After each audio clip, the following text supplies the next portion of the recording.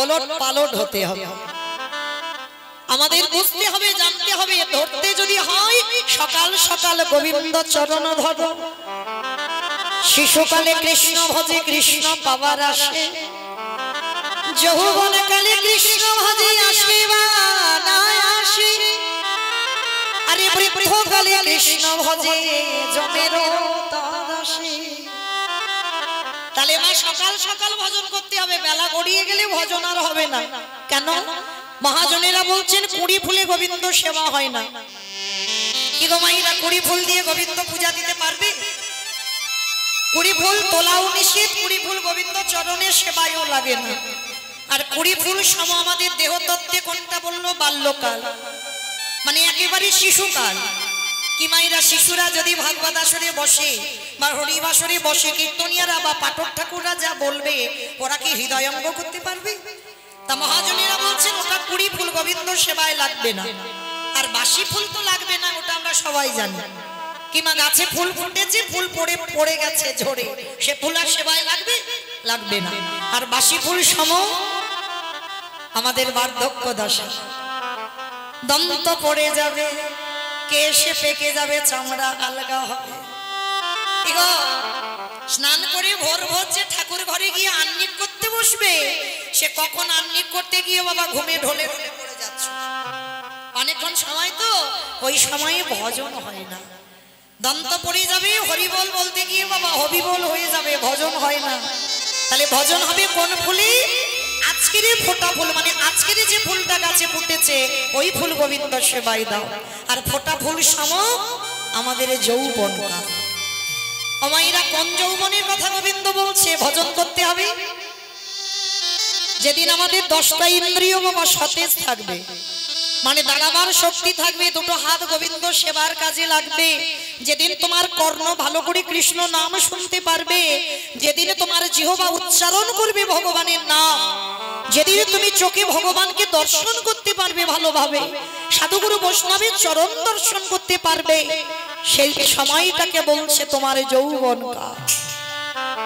আর যার জন্য তো বাবা গোবিন্দ আমার এই যৌবন কাল খুব ভালোবাসে, যার জন্য রাধারানী যখন আমার গোবিন্দ আমার রাধারানীকে 100 বছর কাঁদিয়েছিল বাবা, একটা দুটো বছর নয়। ও মাইরা, আপনারা আমরা কতদিন কাঁদছি ভগবানের জন্য, এত তাড়াতাড়ি ভগবান পাবো? ভগবান পেতে গেলে আগে কাঁদতে শিখতে হবে। ভক্তি যার কৃষ্ণ তার সর্বশাস্ত্রে কম, ভক্তি না থাকিলে কৃষ্ণ দেখিও বাকি না হয়। ভগবানকে বাঁধতে গেলে বাবা প্রেম ভক্তির দড়িতে বাঁধতে হয়, আর কোন দড়িতে ভগবানের বাঁধা যায় না। ওই ঝোড়া ঝোড়া মন্ত্র পাঠ করে ভগবানকে বাঁধা যায় না, ভালো ভালো ডালা দিয়ে ভগবানকে বাঁধা যায় না, ভালো ভালো রজনীগন্ধার মালা দিয়ে সাজালেও বাঁধা যায় না। ভগবান বন্দী হয় কোথায়? ওরে কলির জ্ঞানন্ধজি, এই জগতে যদি একজন ভক্ত সারাদিনে সংসারের মায়াতে পড়ে, যদি দিনান্তে একবার আমার চরণে বসে, যদি একবারে নয়ন জলে বলতে পারি কৃষ্ণ তোমারে হলামে বলে, আমারে ভগবানে পৃথিবীর যেখানে থাকুক না কেন তৎক্ষণাৎ ভক্তের হৃদয়ে ঘরে প্রবেশ করে। তাহলে আমরা ভজন করতে জানি না, ডাকতে জানি না, তাই কৃপা হয় না। কিন্তু মাইরা আমরা কীর্তনিয়া বলো আর বৈষ্ণব ঠাকুর বলো, সবাই কিন্তু একটাই কথা বলে, হরি নাম হচ্ছে আমাদের একমাত্র সম্বল। আচ্ছা মা, এটা কি আমাদের বাঁধানো গল্প না সাজানো গল্প? না, সাজানো তো নয়। সাজানো যদি হতো বাবা, একটু বাস্তবে মিলিয়ে দেখেন, হরিনাম যদি আমাদের সর্বভব পারাপারের নাম যদি না হবে, জানি না আপনাদের এই কেশবপুরে নিয়ম আছে কিনা, তবে মা আমার উস্তির এলাকায় নিয়ম আছে, ডায়মন্ড হারবার এলাকায় নিয়ম আছে, মানুষের মৃত্যুর পর যার বাড়িতে থাকবে তো খুব ভালো, আর যার বাড়িতে নাই বাবা দুটো জিনিস ভাড়া করতে হবে, একটা হলো খোল আর একটা হলো করতাল।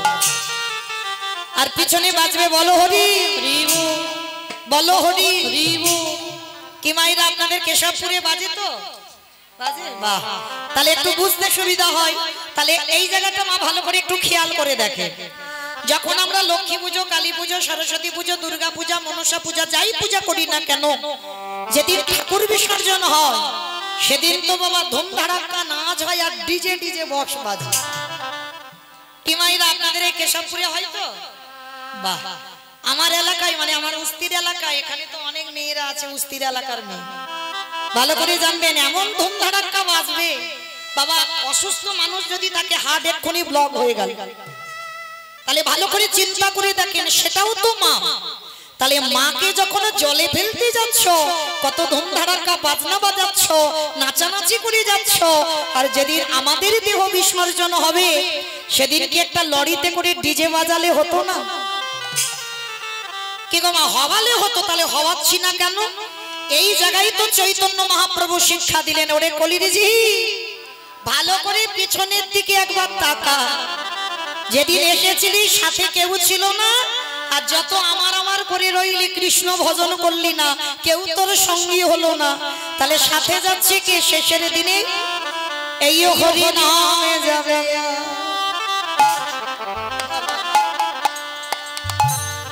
আমাদের পচা দেখো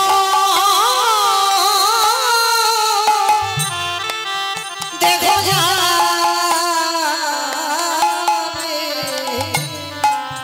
যেদিনে তুমি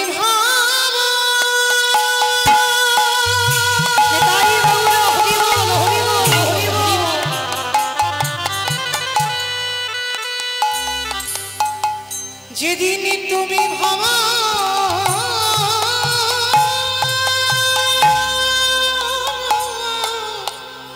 শেষের দিনে কেউ সঙ্গী নয় মা, কেউ নয়।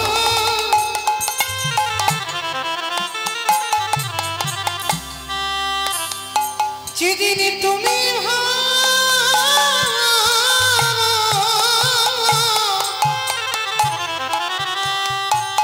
ওই ভবপদে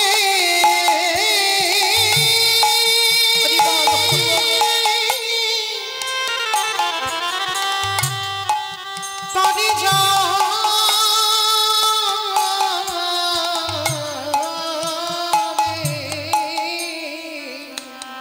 সেই দিন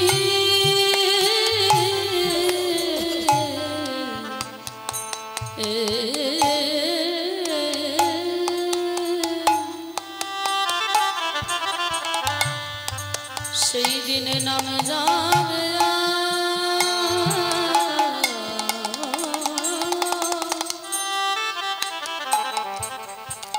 এই পচা দেহ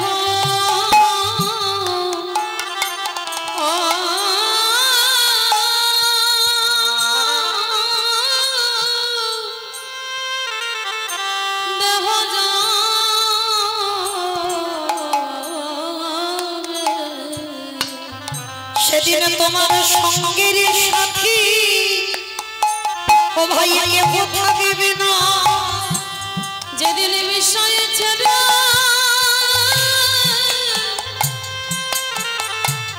এই প্রাণ পক্ষী চলে যাবে। তোমরা যতই করো সব আমার আমার, সেদিন আমার বলতে কেহ রবে না গো। আমাদের কারণে কৃষ্ণ ভজন হলো না। কৃষ্ণ বলে বলে এইভাবে আমরা শুধু এলাম খেলাম, ভব ছেড়ে চলে গেলাম। একবারে হবে বলে কাঁদিলাম না গো।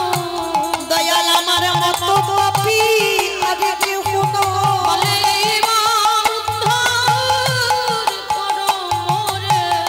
তোমার পার ঘাট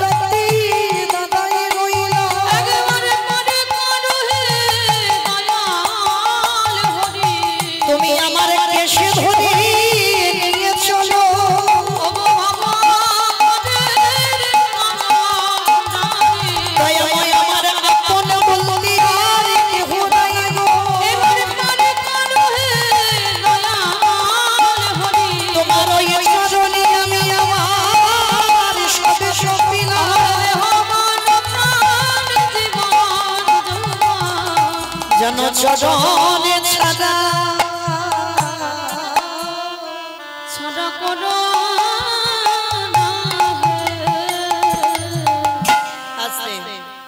ভগবানকে যারা ভালোবাসো মায়েরা, যারা লক্ষ্মী, কালী, দুর্গা, সরস্বতী, মনসা, শীতলা ভক্ত, তাদের পার আছে।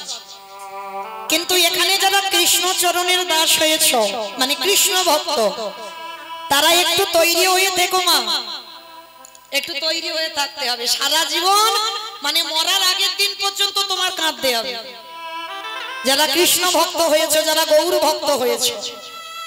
তবে মায়েরা, এই যে ভগবানকে ভালোবাসলে তার গতি কি হয় জানো? তার গতি কি হয় দেখো, ভগবানকে ভালোবাসলে তার দুর্দশাটা কি হয় একটু লক্ষ্য করে দেখেন। ভালোবাসবার পর একটু মন দিয়ে শুনতে হবে, তবে বুঝতে পারবেন যে ভগবানকে ভালোবাসলে আমাদের শেষ পরিণতিটা কি হয়। ভালো করে শুনবেন কেমন? এক মন থেকে যেন দু মন হয়ে যায় না। বড় শিক্ষার কথা বাবা। নবদ্বীপের মাটিতে একজন ভক্ত ছিল, যে ভক্তের নাম ছিল বাবা শঙ্করাচার্য, আর তার ঘরণী ছিল সত্যবতী মা। তবে মায়েরা, এই সত্যবতী মা তিনি কিন্তু বউ ছিল না, স্ত্রী ছিল না, তিনি ছিল সহধর্মিণী। আপনারা প্রশ্ন করবেন, মৌমিতা যে বউ যে স্ত্রী সেই তো সহধর্মিণী বলে না? অনেক তফাৎ হবে বাবা, আপনারা নিজেরাই দেখেই বুঝতে পারবে বাবা, কার চরিত্র স্ত্রী, কার চরিত্র বউ, আর কার চরিত্র সহধর্মিণী। সহধর্মিণী তো তাকে বলবে স্বামী অসৎ পথে চলে যায়, নেশাগ্রস্ত, জুয়া খেলে, তাস খেলে, মাতাল, কোনদিন একাদশী করে না, হরিবাসরে যায় না, ভাগবত আসরে যায় না, ভগবানের চরণে তুলসী জীবনেও দেয় না, তুলসী গাছে জল পর্যন্ত কোনদিন দেয়নি। তুমি যদি সেই ঘরের ঘরণী হও, তাহলে যদি সেই অসৎ ব্যক্তিকে তুমি কৃষ্ণ ভজনে ঠেলে দিতে পারো, তাহলেই তুমি জানবে তুমি সেই বাড়ির সহধর্মিণী হয়েছ। মানে স্বামীর প্রত্যেকটা ধর্মের কাজে, অধর্ম নয়, ধর্মের কাজে তুমি সাহায্য করবে, তবেই তুমি সহধর্মিণী হবে। তো এই শঙ্করাচার্য আর সত্যবতী মা, এরা স্বামী স্ত্রী বাবা প্রসাদ ভোজী ছিল। আর আপনারা তো এখানে জানেন অনেক ভক্ত মানুষ আছে, প্রসাদ ভোজী কাকে বলে? ভগবানকে দিয়ে পায়। তা দুই লোকে প্রসাদ ভোজী ছিল মা। প্রত্যেকদিন স্বামী ভিক্ষা করে আজকে তুলে দিত, সত্যবতী মা রন্ধন করে প্রতিদিন মহাপ্রভু ভোরবেলা হরিনাম করতে করতে, মানে নগর ভ্রমণ করতে করতে আমার শঙ্করাচার্যের ঘরেতে প্রসাদ পেয়ে তবে আসতো। তা মনে মনে একটা আনন্দ। তা সত্যবতী মা আজকেরও রন্ধন করবে, নিমাই আসবে, নিমাই এলে বাবা প্রসাদ দেবে। কিন্তু আজকের কেমন ঘটনা ঘটলো দেখো মা, স্বামী গেছে নবদ্বীপে ভিক্ষায়, একজনও কেউ বাবা একটি চাল ডালও দেয়নি। যার বাড়িতে যায়, কপালটা আজকে সকাল থেকে এমন, যার বাড়িতে যায় শঙ্করাচার্য দূর দূর করে তাড়িয়ে দেয়। তা যখনই দূর দূর করে তাড়িয়ে দিচ্ছে বাবা, এমতো সময় শঙ্করাচার্য বাড়িতে ফিরে এসে ডাকছে, সত্যবতী, সত্যবতী, আজকে না জানি আমার দিনটা কেমন হলো জানো? সারা নদিয়ায় আমি ঘুরে বেড়ালাম, কেউ আমাকে এক মুষ্টি ভিক্ষা দিল না। কিন্তু বলতে পারো সত্যবতী, আমি কি দিয়ে আমার গোবিন্দ সেবা দেব? তা যখনই বলছে কি দিয়ে গোবিন্দ সেবা দেব, সত্যবতী মা বলছে তুমি ভেঙে পড়ো না, এখনো তো তোমার সত্যবতী বেঁচে আছে, আমি দেব আজকে সেবা। হ্যাঁ গো গিন্নি, তুমি কি করে সেবা দেবে? বলে কেন? আমার ঘরের চালে একটা কচি লাউ হয়ে আছে, আর আমার মহাপ্রভুর খুব প্রিয় খাবার কচি লাউয়ের পায়েস, থরের ঘন্ট, মোচার ঘন্ট, কচুর ঘন্ট, ডুমুরের তরকারি, এগুলো তো আমার প্রভুর খুব প্রিয়। কি গো মাইরা, গৌর পূর্ণিমাতে করে দিয়েছিলেন তো? যারা ভক্ত মানুষ আছেন অবশ্যই করে দিয়েছেন। কিন্তু জন্মাষ্টমীর সময় ভগবানের জন্য অনেক খরচ হয় বাবা, মিষ্টি মিষ্টান্ন, ক্ষীর, ননি, ছানা, মাখন, এগুলো তো আমার কৃষ্ণকে দিতে হয়। কিন্তু আমার কলিযুগের ভগবান কাঙালের ঠাকুর, কারোর অর্থ থাকলেও দিতে পারবে, না থাকলেও দিতে পারবে। কেন জানো? যে সবজিগুলো ভগবান পছন্দ করে ও রাস্তার ধারেও পাওয়া যায়। কিমা কচু পাওয়া যায়, কলা পাওয়া যায়, ডুমুর তো পাওয়া যায়, মোচা পাওয়া যায়, এগুলো আমার গৌর হরির খুব প্রিয়। আর কোন ভক্ত যদি রন্ধন করে দেয়, ভগবান বলছে সে যদি আমার সারা দিনের মধ্যে ডাকতে ভুলে যায়, আমি সারা জীবন তার দরজায় বন্দী হয়ে যাই। নিতাই গৌর প্রেমানন্দে।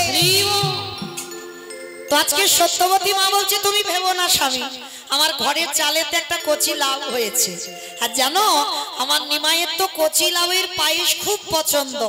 আজকের একটা কাজ করব স্বামী, ওই কচি লাউটা টুকরো টুকরো করে আমি কচি লাউয়ের পায়েস বানাবো, আর নিমাই যখন হরিনাম করতে করতে আসবে ওই কচি লাউয়ের পায়েসটা আমি ওকে নিবেদন করব। শঙ্করাচার্য বলছে ঠিক আছে সত্যবতী, তাহলে ততক্ষণে তুমি লাউয়ের পায়েস বানাও, আমি স্নানটা করে আসি। ভোর ভোর মানে ব্রহ্ম মুহূর্তে, মানে সূর্য উদয়ের 1 ঘন্টা 36 মিনিট আগে। তা ব্রহ্ম মুহূর্তে শঙ্করাচার্য স্নানে গেছে বাবা, আর এদিকে সত্যবতী মা ঘরের চাল থেকে লাউটাকে পেড়েছে, আর লাউটাকে পেড়ে ধারালো চকচকে অস্ত্র নিয়েছে বাবা। এইবার ওই লাউটাকে টুকরো টুকরো করে বানিয়ে আমার প্রভুর জন্য পরমান্ন বানাবে। তা অস্ত্রটা নিয়েছে, লাউটাকেও নিয়েছে। আর ঠিক সেই সময় ভোরের বেলা তো প্রভু প্রতিদিন নগর ভ্রমণে বার হয়, আজও বেরিয়েছে। ভজ শ্রী কৃষ্ণ কহ শ্রী কৃষ্ণ লহ শ্রী কৃষ্ণ নাম রে।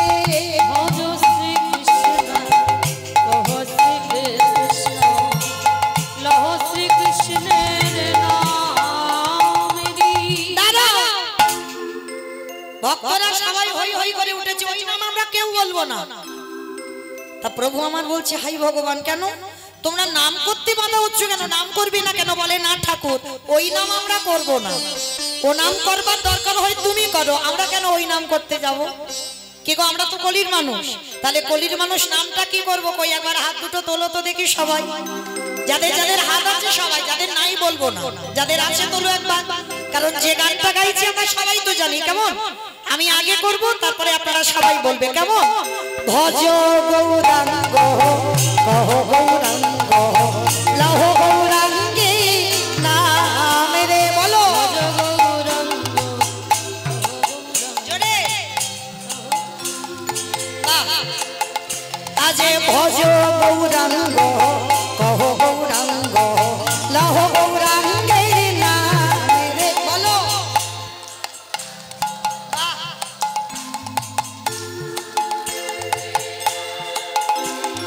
আহজে জানা গৌরাঙ্গ ভজে, সে হয় আমার প্রাণ রে। ভজ জানা গৌরাঙ্গ ভজে, সে হয় আমার প্রাণ রে। আহজে জানা গৌরাঙ্গ ভজে, সে হয় আমার প্রাণ রে। যে জানা গৌরাঙ্গ ভজে, সে হয় আমার প্রাণ রে। ভজ নিতাই গৌর প্রেমানন্দে হরি বল হরি বল হরি গৌরাঙ্গের নাম রে। ভজ গৌরাঙ্গ কহ গৌরাঙ্গ লহ গৌরাঙ্গের নাম রে। হরির বেলা প্রভু আমার হরি নাম করতে করতে শঙ্করাচার্যের বাড়ির দিকে আসছেন। আরে ওই নাম সত্যবতীর মার কানে গেল। ভালো করে শোনো মা, হরি নাম যারা ভালোবাসে তাদের গতিটা কি হয়। ওই নামে যখন মায়ের কানে বাজিল, মায়ের কানে বাজিল, ওই ধারালো অস্ত্র নিয়ে কচি লাউটাকে নিয়েছে। আর দেখবেন মা, সত্যবতীর মায়ের একটা সন্তান ছিল যাকে ছোট্টবেলায় নাম রেখেছিল বাবা গোপাল। কি গো, সন্তানের নাম এমনই নাম রাখো যে নাম উচ্চারণ করে তুমি ভব নদীটা পার হবে। কি বাবা ভাগবতী অজামিল রেখেছিল না, ছেলেটার নাম রাখলো, 10টা ছেলে হয়েছিল কিন্তু ছোট ছেলেটার নাম রেখেছিল নারায়ণ। এই অজামিল ব্রাহ্মণের ছেলে বাবা, একটা চণ্ডালিনীর প্রেমে পড়ে ব্রাহ্মণ ঘরের ছেলে হয়ে একটা চণ্ডালিনীকে ভালোবেসে বিয়ে করেছিল। আর তাতে কি হলো, যার নাম ছিল বাবা বিটনি চণ্ডালিনী, আর ওই বিটনিকে ভালোবেসে এক ঘরে করে দিয়েছিল অজামিলকে। আর অজামিলের প্রতিনিয়ত কর্ম কি ছিল জানো? ডাকাতি করা, চুরি করা, এমনকি মানুষ খুন করা। কি গো মাইরা, মানুষ খুন যে করে তার গতিটা কি হবে? হ্যাঁ, লক্ষ্য করে দেখেন বাবা, সেই অজামিল চুরি করতে যায়, ওই ছোট ছেলেটার উপরে টানটা একটু বেশি। দেখবেন মা, এটা আমার কথা নয়, বেশিরভাগ মার যদি দুটো চারটে ছেলে মেয়ে হয়, নয় বড় নয় ছোট, এই দুটোর উপরে একটু মায়াটা বেশি হয়, আর মাঝের গুলোর উপরে থাকে তবে একটু কম। এটা না বলতে পারবে না, কিন্তু ছোটটার উপরে একটু বেশি হয়, আর না হলে বড়টার উপরে। তা এই অজামিলের ছোটটার উপরে বাবা খুব টান ছিল। নারায়ণ, খেতে নারায়ণ, বসতে নারায়ণ, শুতে নারায়ণ, হরি বল হরি বল। বাবা কাগজ পড়ে দেবে, বাবা কাগজ পড়ে দেবে, কাগজ এখন নয়। তাহলে চুরি করতে যাই, বলে নারায়ণ তোর মাকে বলিস আমি চুরি করতে যাচ্ছি। চুরি করে ফেরে, নারায়ণ এক গ্লাস জল দে বাবা, নারায়ণ একটু পাখার বাতাস কর। মানে সে চুরি চারা করে আসে আর একবার করে নারায়ণ নারায়ণ বলে। আর ওই অজামিলের যখন বার্ধক্য দশা হলো, অজামিলকে একদিকে যমদূত আর একদিকে বিষ্ণুদূত নিতে এলো। তা বিষ্ণুদূতেরা এসে বলছে তোমরা এসেছো কেন? বলে এ তো ভালো লোক নয়, কারণ এ ডাকাতি করেছে, খুন করেছে, চুরি করেছে, একে আমরা নিয়ে বিচারে যাব, আমরা যমলোকে যাব। বলে অসম্ভব, ওকে নিয়ে আমরা বৈকুণ্ঠে যাব। বলে এটা কি করে হয়? বলে হয়। মৃত্যুর সময় অজামিল মরার সময় বারবার বলছে নারায়ণ একটু জল দে, নারায়ণ জল দে। ভগবান নারায়ণকে ডাকছে না, ডাকছে তার ছেলে নারায়ণকে। তার যমদূতেরা বলছে তোমরা বিষ্ণুদূত হতে পারো, তোমাদের মাথাটা একেবারে গেছে। আরে ও কি নারায়ণকে ডাকলো? ও তো ছেলেকে ডাকলো। বলে আমার মাথা যায়নি, তোমাদের গেছে। বলে নামটা কি ওর ছেলে রেখেছে, ওই নামটা ওর ছেলে, কিন্তু আদৌ তো ছেলের নামটা নয়, নামটা হচ্ছে ভগবান। তাহলে মৃত্যুর সময় যদি কেউ ভগবানের নাম বদলে উচ্চারণ করে, তাকে আর বাবা যমলোকে যেতে হবে না, তার অচিরেই একেবারে বিষ্ণুদূতে যেতে হবে। নিতাই গৌর হরিব। তাহলে সবার চরণ ধরে বলি, পরবর্তী দিনে যে সন্তানের মা হবে, আমার যত সিনেমা সিরিয়াল দেখে আর তাদের নামগুলো নাকি ছেলেদের দেয়, অসম্ভব। এমন নাম রাখো যে নাম উচ্চারণ করে শেষের দিনে তুমি যেন ভব নদী পার হতে পারো। আর এখনকার দিনে বাবা মারা এমন নাম রাখছে বাবা, কতবার যে আধার কার্ড বদলাতে হচ্ছে তার ঠিক নেই। মানে শুধু বানান ভুল হয়ে যাচ্ছে, এমন বানান সে উচ্চারণ করা যায় না বাবা। কিন্তু এটা তো নাম নয়। আজকে সত্যবতী ছেলের নাম রেখেছিল গোপাল। আর দেখবেন বাবা, যারা ছোট ছোট সন্তান আমরা মানুষ করি, সন্তানদের বেশিরভাগ ঘুমগুলো ভোরের বেলা ভেঙে যায়। আর ভোরের বেলা যখনই ভেঙে যায়, তুমি একটু কোলের কাছে নিয়ে স্তনদুগ্ধ দেবে, ছেলে আবার ঘুমিয়ে পড়বে। তার সত্যবতী মায়ের তো ছোট্ট গোপাল সবে হামাগুড়ি দেয়, এখনো কথা বলতে শেখেনি। মা অস্ত্রটা নিয়েছে, লাউটা নিয়েছে, আর ওদিকে হরিনাম হচ্ছে বাবা, সত্যবতীর কান হরিনামে চলে গেছে। কে গো মায়েরা, আপনারা এই যে কেশবপুরে আজকের আমি গাইবো, আমার পরে আরো কীর্তনিয়ারা আছে, যখন নামটা শুনেছেন মনটা সকাল থেকে একটু আঁকুপাকু করেন, কখন তাড়াতাড়ি কাজগুলো করে নেব, কখন একটু হরিবাসরে যাব। কি মা ভুল বললাম? এটা হয়। তাহলে তবে সবার হবে না, যাদের হৃদয়ে প্রেম ভক্তি আছে, যারা কৃষ্ণ নাম ভালোবাসে তাদের হবে, তার ব্যতিরিক্ত নয়। তা সত্যবতী মা যেই না বাবা হরিনামের ধ্বনিটা বাজছে কানে, আর গোপাল হামাগুড়ি দিতে দিতে মার কোলে বসে স্তনদুগ্ধ পান করছে। মার কিন্তু আদৌ খেয়াল নেই যে কোলে ছেলে দুগ্ধ পান করছে। মা তো হরিনাম কানে যাচ্ছে, আর হরিনাম শুনে বাবা একেবারে মোহিত হয়ে গেছে। মানে বাচ্চাকে জগতের কোনো জ্ঞান চৈতন্য মা সত্যবতী নেই। আর গোপালের মাথা আর কচি লাউটা পাশাপাশি ছিল। হরিনাম ভালোবেসে, ভগবানকে ভালোবেসে তার দুর্গতি দেখো। হরিনাম শুনছে সত্যবতী মা, নয়ন জলে দুটো বুক ভেসে যাচ্ছে, চোখে জল এসে গেলে বাবা চোখটা আবছা আবছা হয়ে যায়। সত্যবতী মা বুঝতে পারলো না, হরিনাম শুনছে আর কাঁদছে, আর ওই লাউ মনে করে ঘুমন্ত ছেলে গোপালের মাথাটাকে তুলে নিয়েছে। আর মাথাটাকে তুলে নিয়ে ধারালো চকচকে অস্ত্র দিয়ে ওই গোপালের মস্তকটাকে ছেদন করে দিয়েছে।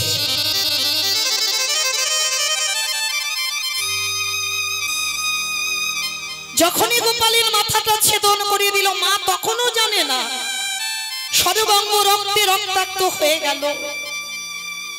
মাথাটাকে নিয়ে টুকরো টুকরো, ঠিক লাউয়ের যেমন কুচি কুচি করে ওইরকম টুকরো টুকরো করে একটা পাত্রে রেখে দিয়েছে। আর ওদিকে মহাপ্রভু হরিনাম করছি, সত্যবতী নিজে হরিনামে ডুবে গিয়ে মাথা দোলাচ্ছে আর ছেলের মাথাটা টুকরো টুকরো করে কেটেছে।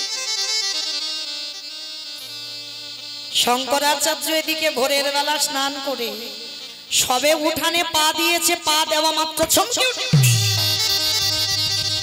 একই এত রক্তের স্রোত, এত রক্ত কোথা থেকে আসছে? এত রক্ত তো কোনোদিন আমার বাড়িতে দেখিনি, কোথা থেকে এলো? ঘরের মধ্যে প্রবেশ করলো, আর প্রবেশ করে দেখে না বারান্দায় সত্যবতী মার কোলে ছেলের দেহটা, আর থালাতে টুকরো টুকরো করা ছেলের মাথাটা। সত্যবতী হরিনাম শুনছে, মনের আনন্দে মাথা দুলিয়েই যাচ্ছে, খেয়াল নেই যে তার সঙ্গে কি ঘটনা ঘটলো। শঙ্করাচার্য এসে ডাকছে, সত্যবতী, সত্যবতী, কি হয়েছে তোমার? এমন করে পাগলিনীর মতো বসে আছো কেন? দেখো তুমি কি করেছো। স্বামী ডাকছে, তবুও খেয়াল নেই। এরাই হলো বাবা ভক্ত। হরি নামে এমন ডুবে গেছে, পাক্ষিক জগতের কোনো জ্ঞান নেই, জ্ঞান হারা। যেই না বাবা অঙ্গটা পরশ করেছে, সত্যবতী চমকে উঠেছে। কে কে আমায় ডাকলো? সত্যবতী, এটা তুমি কি করলেছো? ভালো করে দেখো তাকিয়ে। সত্যবতী যেই না নিজের দিকে তাকালো, দেখে না রক্তের স্রোত, ছেলেটার দেহটা কোলে, আর থালাতে ছেলের মাথাটা টুকরো টুকরো করে কুচি কুচি করে কেটে রেখেছে। চিৎকার করে ডাক দিল, গৌর করি, গৌরী হে।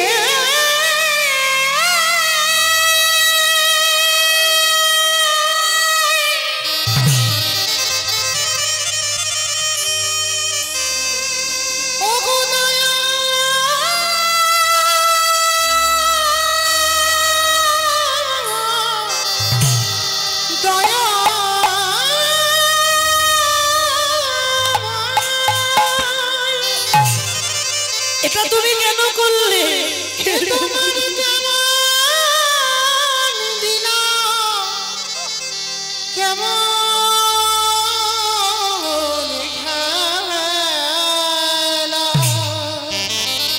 আমি তো কোনোদিন তোমার নামকে অশ্রদ্ধা করিনি। ও গো কৃপা,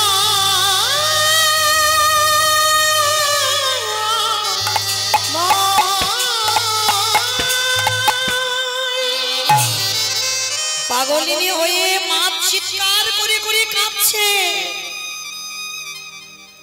শঙ্করাচার্য ছুটে গিয়ে সত্যবতীর মুখটা চেপে ধরেছে। চুপ করো, চুপ করো, কেঁদো না সত্যবতী, কেঁদো না। যেটা করে প্রভু মঙ্গলের জন্য করে। মঙ্গল? তুমি আমার কাছে এটা কোন মঙ্গলের কথা বলছো? আমার একমাত্র সন্তানকে আমি মা হয়ে নিজের হাতে কেটে দিলাম, আর তুমি বলছো এটা ভগবান মঙ্গলের জন্য করেছে? কোন মঙ্গল? কেঁদো না সত্যবতী, আমার প্রভু আসছে হরিনাম করতে করতে, শুনো। আর যদি জানতে পেরে যায় আমার ঘরে আমার ছেলেটা মরে গেছে, আমার প্রভু আর আমার বাড়িতে হরিনাম করবে। সত্যবতী,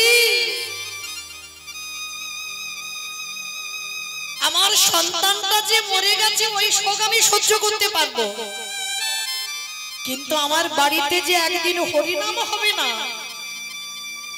এইটা আমি সহ্য করতে পারবো না। আমায়রা কেমন ভক্ত ভাবতে পারছে, ছেলেটা মরে গেছে ওই শোকটা বাবা সহ্য করতে পারবে, কিন্তু ওই যে ছেলে মরে গেছে জানলে তো বাড়ি হরিনাম হবে না, ওইটা সহ্য করতে পারবে না। সত্যবতী তুমি কেঁদো না, তোমার গলার আওয়াজ যদি আমার গৌর হরি শুনতে পায় তাহলে আমার বাড়িতে আজকে হরিনাম হবে না। কেঁদো না, কেঁদো না। কিন্তু মা তো সহ্য করতে পারছে না, বারে বারে ডুকরে ডুকরে কেঁদে উঠছে। শঙ্করাচার্য সত্যবতীর হাতে পায়ে দড়ি বেঁধে মুখে একটা কাপড় বেঁধে দিয়েছে যাতে আওয়াজ না বেরোয়, ঘরের মধ্যে বন্দি করে রেখে দিয়েছে। আর ওদিকে প্রভু ঢুকছে হরিনাম করতে করতে। শঙ্করাচার্য কিছু বুঝতে দিল না, একটা পুটলিতে ছেলের মাথাটা বেঁধে একটা পুটলিতে ছেলের দেহটা বেঁধে চুপ করে রেখে দিয়েছে। গৌরহরি প্রবেশ করলো। প্রতিদিন ভক্তের ঘরে সবাই মিলে দুটো বাহু উত্তোলন করে হরিনাম করে, আজও হচ্ছে। শঙ্করাচার্য কীর্তনে প্রতিদিন কাঁদে, তবে বাবা আজকের কান্নাটা একটু অন্যরকম। একদিকে ছেলেটা মরে গেছে, ওদিকে শোক, আর একদিকে কালকে থেকে আমার বাড়ি অসহজ কীর্তন বন্ধ, আমার গৌরহরি আর কীর্তন করবে না। এই দুটো শোকে ভক্ত কাঁদছে।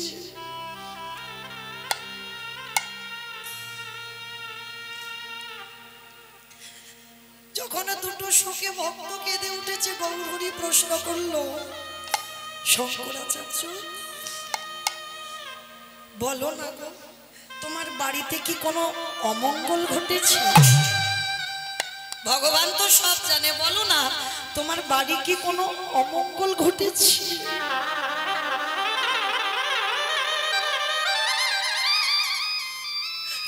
শঙ্করাচার্য বললেন, না গৌরহরি না, আমার বাড়িতে কোনো অমঙ্গল ঘটেনি।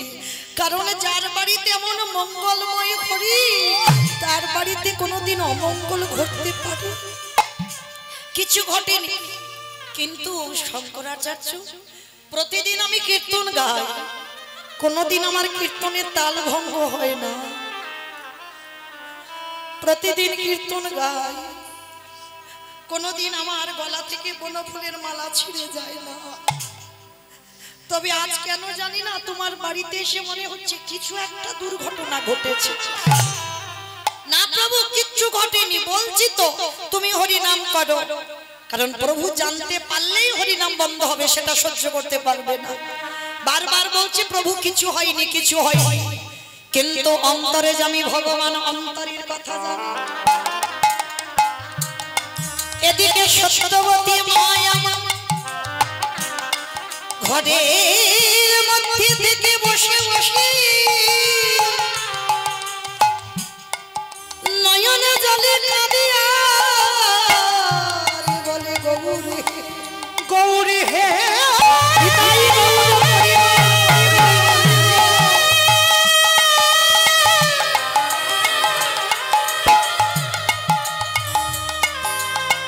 প্রভুজি জন তোমায় ভালোবাসে,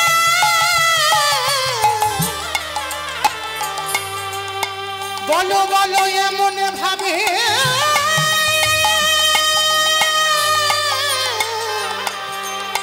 তারি কি কাঁদিতে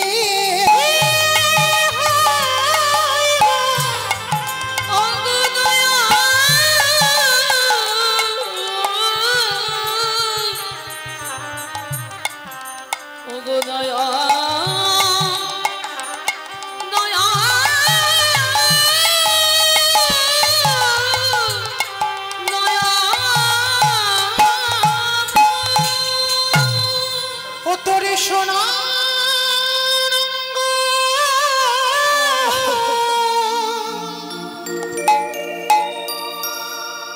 হবে ভাঙ্গরে, গৌরী কেন কেড়ে দি? ও তুই যেদিন পুরে হবি ছাই,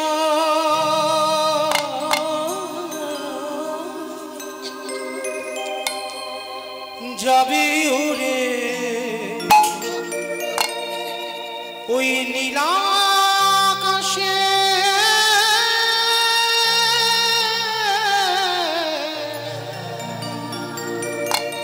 কইলারি ধোয়া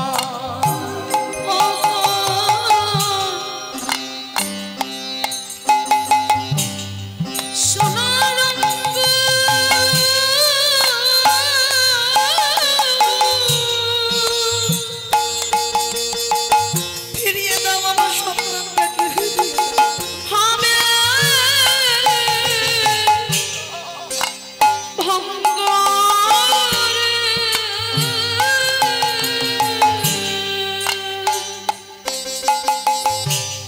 ওরা যদি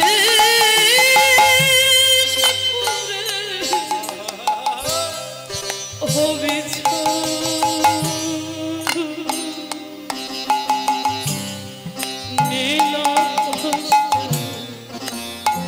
যাবি ওরা কইল রে ও তোর টাকা পয়সা বাড়ি গাড়ি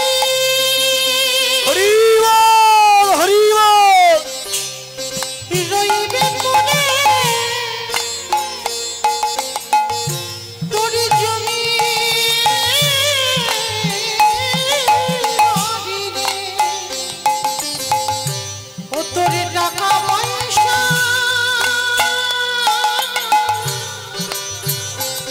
বাড়ি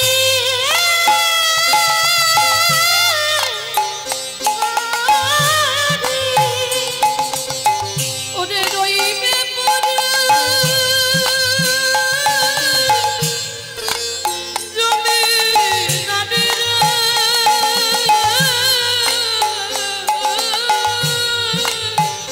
ও তারে বাঁশির টানে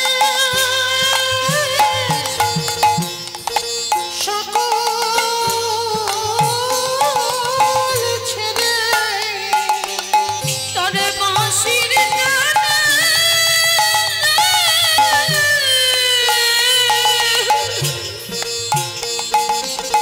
সকল ছেড়ে ও তুই যাবি না তো ঠিকানা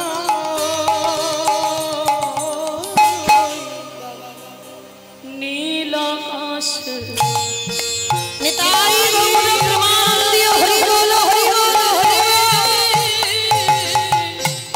কইল রে ওরে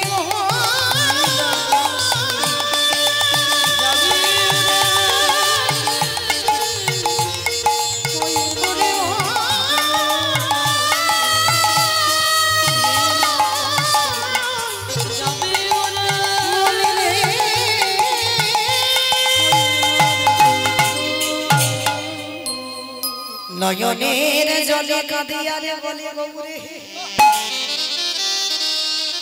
তোমার নামকে ভালোবেসে নিজ পুত্র বলি দিলাম হে গৌর হরি আজকের পরে হতে তোমার নাম আর কেউ ভালোবাসবে না তোমার নাম আর কেউ শুনবে না কারণ তোমার নাম শুনে তো নিজ পুত্র বলি দিলাম কেন করলে বসে বসে সত্যবতী মা ঘরের ভিতরে কাঁদছে আর ওই আওয়াজ প্রভুর কানে গেছে আর যেই না কানে গেছে গৌর হরি বলল শঙ্করাচার্য সত্যবতী মা কোথায় প্রভু বাড়িতে নেই বাড়ি সে কি আমি দেখলাম বাড়িতে নেই বলছো ঘরের মধ্যে কে কাঁদছে চলো তো একবার গৌর হরি ওখানে আজকে যেতে হবে কিন্তু কোনোদিন তো তুমি আমার কাজে বাধা দাও না আজকে দিচ্ছ কেন দেখি তো একবার গৌর হরি জোর করে গেল আর যেই না দরজাটা খুলে দিল সত্যবতীর হাতে পায়ে দড়ি বাঁধা মুখে কাপড় বাঁধা যাতে আওয়াজ না বেরোয় কিন্তু ভগবানকে শুনতে পাবে না গো কিন্তু অন্তর্যামী যেই না চরণে লুটিয়ে পড়ল সঙ্গে সঙ্গে বাবা সত্যবতী মা গৌর চরণটা ধরে বলল কেন করেছো তোমার নাম ভালোবাসলাম বলে আমি লাউ মনে করে নিজের ছেলে গোপালকে কেটে দিলাম। গৌর হরি, আজকের পর থেকে তো তোমাকে কেউ আর ভালোবাসবে না, আজকের পর থেকে তোমার নাম কেউ আর শুনবে না। দাঁড়া, মহাপ্রভু বলছে দাঁড়াও, কান্নাকাটি করো না। কোথায় রেখেছো ছেলেটাকে?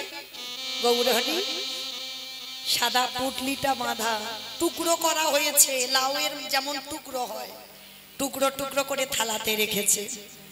পরশ মনির পরশে যেমন লোহা সোনা হয়, আমারে গৌর পরশে না জানি জগতে কি না হয়।